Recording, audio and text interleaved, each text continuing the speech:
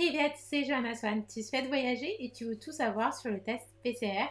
Reste ici.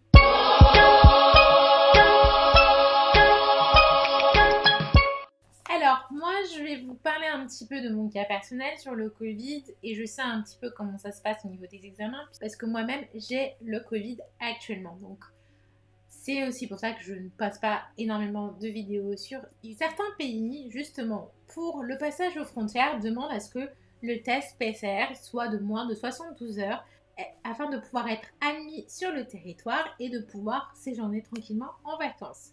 Le problème, c'est que certains se retrouvent confrontés à des cas où le délai de prise en charge justement de ces tests met 5 jours, c'est-à-dire 120 heures, donc ils ne respectent pas du tout le délai des 72 heures et que les personnes se retrouvent un petit peu coincées en ne pouvant obtenir un résultat du test pour pouvoir voyager. Il y a plusieurs solutions qui s'imposent à vous. Déjà, il faut savoir pourquoi on demande le test PCR et c'est quoi le test PCR. Le test PCR, en fait, c'est le test nasal, un test qui n'est pas du tout confort. Donc, quand on dit que c'est un test plaisir pour pouvoir partir en vacances, ça va prendre la parcimonie parce que, en gros, on nous enfonce un long coton-tige dans une narine pour faire le prélèvement. Donc, c'est pas du tout agréable. On gratte bien vraiment ici. Et quand vous croyez que c'est fini, on passe à l'autre narine. Donc ce test, il est fait parce que moi, je me suis retrouvée dans un cas avec un test sérologie négatif et un test PCR positif. Et on précise bien dans le test de sérologie que ça ne n'exclut pas d'avoir le Covid. C'est que tout simplement, je venais de l'attraper, mais qui n'était pas encore dans mon organisme. C'est pour ça que le test PCR est privilégié pour les départs en vacances, afin d'avoir le résultat rapidement pour savoir si la personne est atteinte ou non de Covid. Ce test étant fait, la personne est libre d'avoir accès au territoire. Le problème, c'est que les laboratoires sont saturés. Le nombre de cas augmente, c'est parce que le nombre de tests a augmenté, ce qui fait que les laboratoires sont surchargés. On se retrouve donc avec une personne qui est contaminée, qui doit prévenir tout son entourage et son entourage, qui est en contact avec elle ces derniers jours, puisque nous ne sommes plus en période de confinement, se voit à nouveau tester.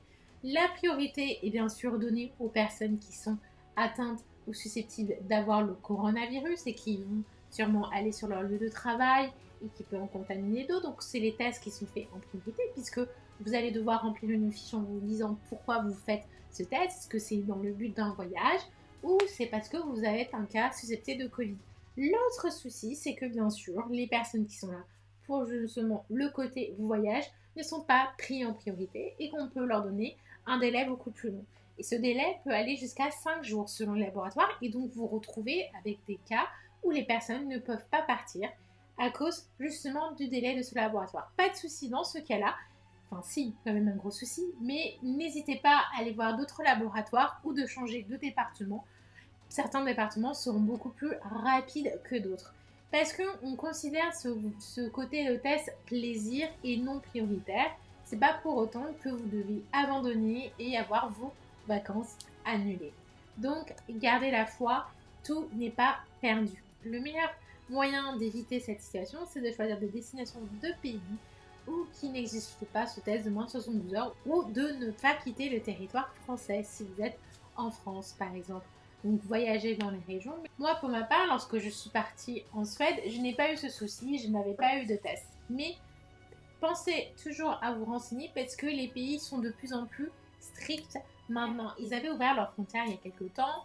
Maintenant, les frontières commencent à se refermer avec l'augmentation des cas. Et l'augmentation des cas est surtout due au nombre de personnes testées qui a fortement augmenté. Beaucoup sont asymptomatiques, peuvent être porteurs du virus et le transmettent et ne le savent même pas. C'est pour ça, n'oubliez pas de vous protéger. Autre chose, si vous prenez l'avion, le masque en tissu ne marche pas, ce sera un masque chirurgical que vous devez le placer pour pouvoir être admis dans l'avion. Si vous aimez ma chaîne, n'hésitez pas à vous abonner, de cliquer sur la petite cloche, comme ça vous allez recevoir une alerte dès que je publie une nouvelle vidéo et portez-vous bien.